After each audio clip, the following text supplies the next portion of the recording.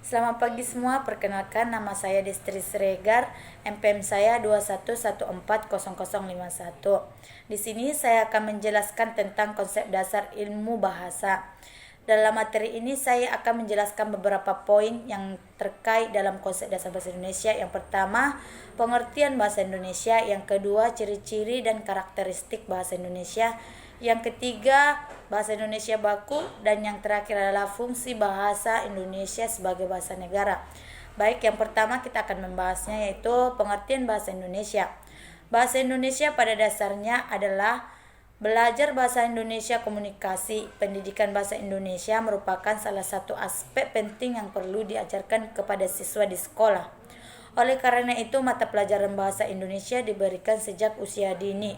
Karena dari situ diharapkan mampu menguasai, memahami dan dapat mengimplementasikan keterampilan bahasa seperti membaca, menulis, berbicara dan yang lainnya.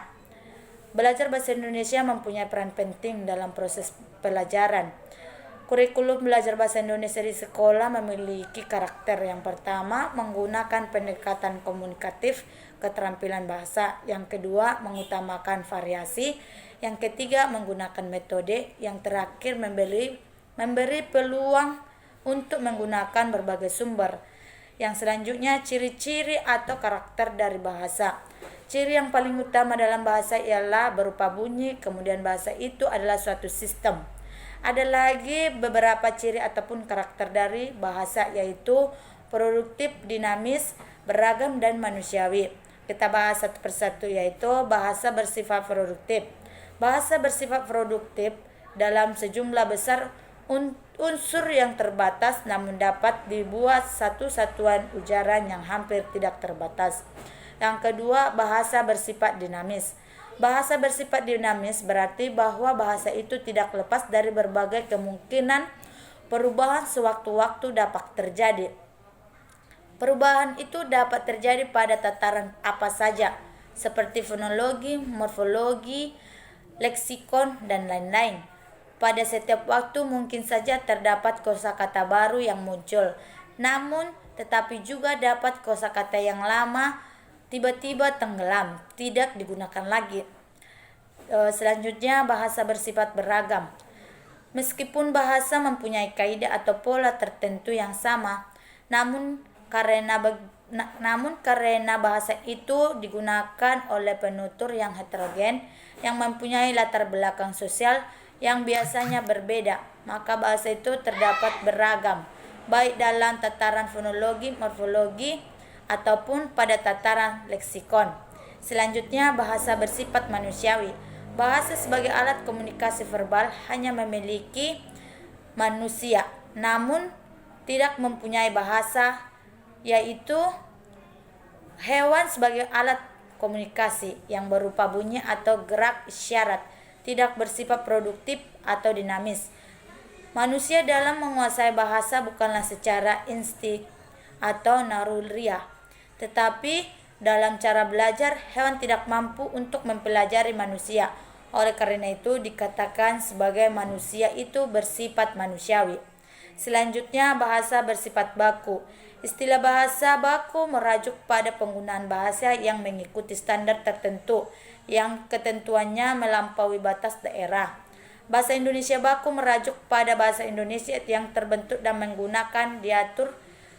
Penggunaan bahasa yang standar ini memunculkan ragam bahasa baku. Pengembangan ragam bahasa baku memiliki 3 ciri atau arahan, yaitu memiliki kemantapan dinamis yang berupa kaidah dan aturan yang tetap. Yang kedua, bersifat kecendikan. Sifat ini mewujudkan dalam paragraf, kalimat, dan kesatuan bahasa lain yang menggunakan penalaran dan pemikiran yang teratur logis. Yang selanjutnya, fungsi-fungsi bahasa Indonesia. Fungsi bahasa Indonesia sebagai bahasa negara adalah bahasa resmi negara, bahasa mengatur resmi di negara, lembaga-lembaga pendidikan, bahasa resmi dalam berhubungan tingkat nasional untuk kepentingan perencanaan dan pelaksanaan pembangunan secara pemerintah. Dan yang terakhir, bahasa resmi ini dalam mengembangkan kebudayaan dan memanfaatkan ilmu pengetahuan serta teknologi. Ada beberapa ciri yang dapat digunakan untuk mempertimbangkan kebakuan kalimat berikut. Yang pertama, pemberosotan kata yang menyebabkan keracunan atau bahkan kesalahan struktur kalimat.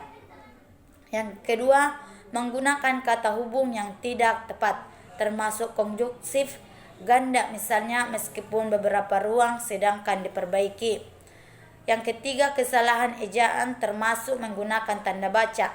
Yang keempat, pelepasan salah satu unsur kalimat, misalnya setelah dibahas secara mendalam, peserta rapat menerima unsur tersebut.